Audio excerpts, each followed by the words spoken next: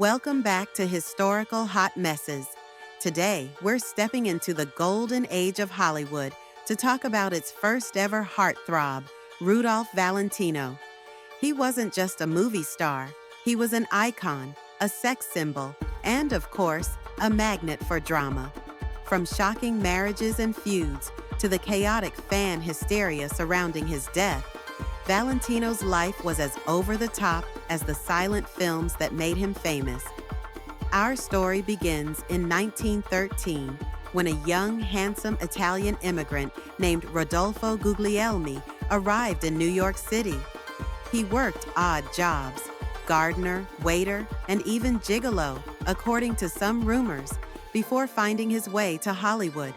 By the early 1920s, he'd reinvented himself as Rudolph Valentino and was poised to take the silent film world by storm. Valentino's breakout role came in 1921 with The Sheik, where his smoldering looks and exotic charm turned him into Hollywood's first bona fide heartthrob. Women flocked to theaters to see him, and men, well, they didn't take it so well.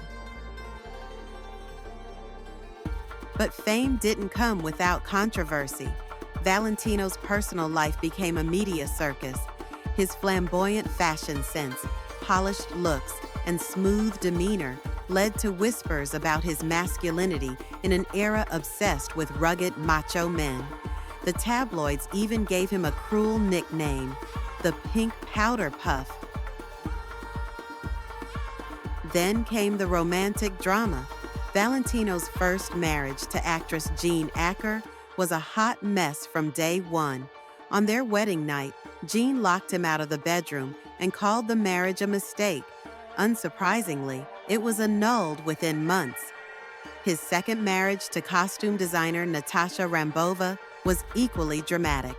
Natasha was ambitious and controlling, and their relationship became as fiery off-screen as Valentino's love scenes on-screen. The two collaborated on films, but studio executives hated her influence on his career. The marriage crumbled under the weight of their egos and Hollywood politics. Valentino also had no shortage of enemies in Hollywood. He had a public feud with Douglas Fairbanks, one of the biggest stars of the era, and was constantly defending himself against critics who mocked his foreign persona. He even challenged one journalist to a boxing match to prove his masculinity. But the real drama came in 1926, when Valentino suddenly died from complications of appendicitis and a perforated ulcer. He was just 31 years old. His death sent shockwaves through the nation, sparking public hysteria.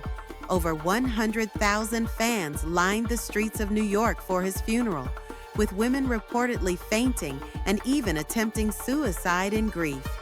Even after his death, Valentino's legacy remained a hot mess.